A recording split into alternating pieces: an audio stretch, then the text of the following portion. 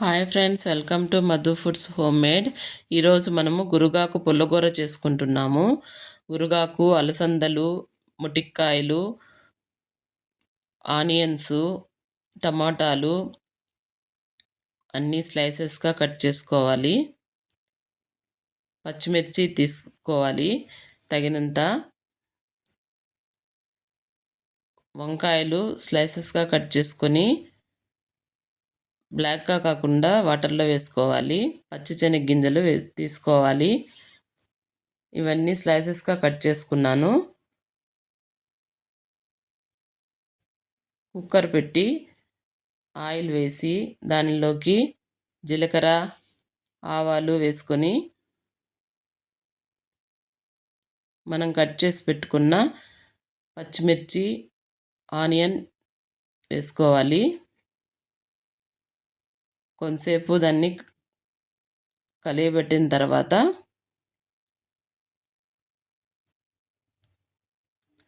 ఈ పులగూర చేసుకొని చూడండి, చాలా టేస్ట్గా ఉంటుంది, జన్మలో మర్చిపోలేరు. తర్వాత అవి వేగిన తర్వాత గురుగాకు వేసుకొని బాగా వేయించాలి.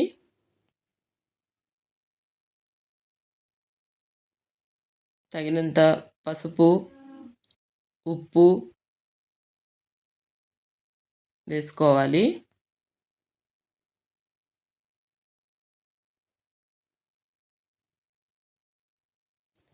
తర్వాత మొటిక్కాయలు వేసుకోవాలి. మొటిక్కాయలు నేను లేతవి తీసుకున్నాను. మీరు కొంచెం ముదురుగా ఉంటే అవి ఉడకబెట్టి సపరేట్గా వేసుకోండి. లేతవైతే అలాగే వేసుకోవచ్చు.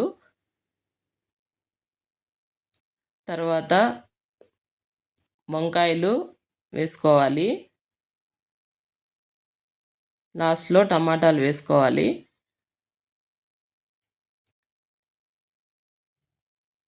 వేసిన తర్వాత బాగా కలియపెట్టాలి.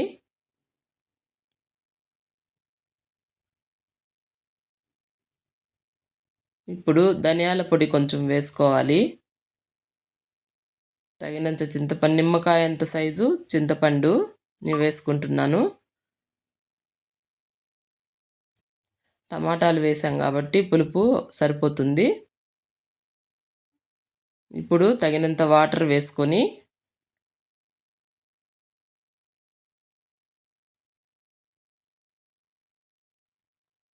అలసందలు సపరేట్గా గిన్నెలో పెట్టుకొని అలసందలు, శనగ్గింజలు గిన్నెలో పెట్టి కుక్కరు మూత వేసుకోవాలి. ఒక 3 విజిల్స్ రావాలి.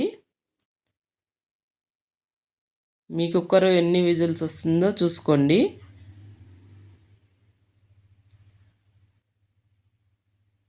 ఇవి ఉడికిపోయాయి. ఇప్పుడు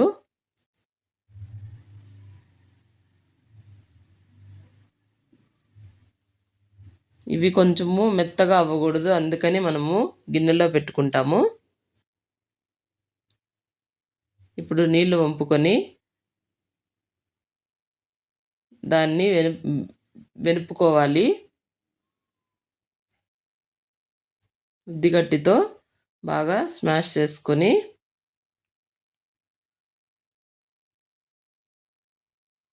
తర్వాత మనము అలసందలు వేసి కొంచెం వెనపాలి.